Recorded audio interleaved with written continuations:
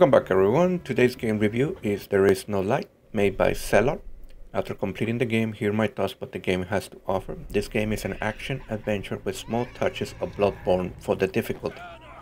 My review will be covering the original game, which is the version I played till the end without the updates.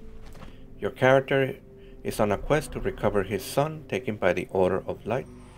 He does try to get him back but fails, and his body is tossed in the sewers and then is found by a demon called Samedi, who takes him under his wing to train him in combat. Your character can do slash attacks, also dodge, to avoid some attacks, or to get to a platform. There is no jump button. As you land attacks, you build rage you can later use to stun an enemy.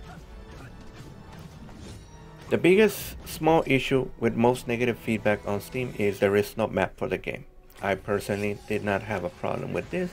My experience with years of playing Metroid games had prepared me for this, but new players I can understand being an issue there. Also, the difficulty of the enemies and bosses. Again, this is a Bloodborne type game. The level of challenge is nothing compared to a Zelda game. Your character will die more than 60 or 70 times before you complete the game on your first run. With that out of the way, let's get with a little bit more of the mechanics of the game. The healing items are in a form of a fruit. These are very limited, so try not to use them much. Some are hidden behind fake walls, others require you to clear a few enemies before you can get the fruit. If you already have the maximum fruit you can carry, there's no way you can carry another one. Save points will also work as fast travels. If your character dies, he will respawn in the closest save point he used for the last time.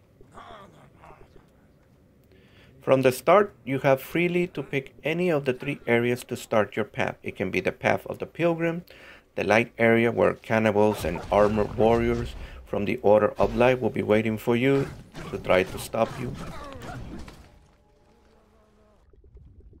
The dark and empty forest where trees have shape almost of people and you can almost hear them talking. There's also mutant dogs, shark, and warriors, and also some flying bugs or bats, or I don't know what they are. And the last is the fire, the blood area, where blood demons will try to stop you, even from the ground and even in platforms. There is also a few flying demons here that will try. And some of these actually do take a lot of good damage and will take a few hits before you actually get rid of them. Each area will have a few bosses and the main boss of the area, who you will be rewarded with a weapon. These are the following. There's the Great Sword. It's actually very slow to attack, but mostly it's used as a projectile. It can also plant bombs on enemies, then activate them to deal some damage. The gloves, who by far are the best, very fast for combos and give you the ability to speed up your character for a few seconds. The last is the shield, which is mostly to avoid damage or to push a little bit the enemies, but the timing can be somewhat tricky a little bit sometimes. As you kill enemies and find these dead jars, you will fill your purple meter, increasing its level. To unlock perks for each weapon, require certain levels to trade to unlock that perk. Around 85% of all the 4 weapons, their perks are useful. Some I would recommend you read well their effects and don't even bother unlocking them. This game has a good and evil karma meter for 3 levels, positive or evil, depending on how you answer some NPC questions or actions you take to help someone or not. If you decide to take side quests for an item, or as you explore you might find like a knife or a wedding dress. Some side quests will lead you to a secret boss or a room you could not open, but some side quests won't be available till you reach a certain part in the game or have a level positive of karma. Take that in mind. Overall, the final score for There Is No Light, I would say this game is...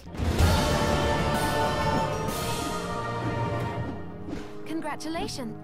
The game is very challenging. It has a lot of lore of Dark Souls here, somewhat a little bit. There's a lot of cool environments, the art style here and there. The bosses have a lot of life bars. Some require you to study their attacks to counter. The game will take you around 8 to 10 hours to complete on your first playthrough, and that's not counting the 100% for the secret ending. Also finding all 23 spider toys for you can get your 3 rewards. There is a lot of content here in this game.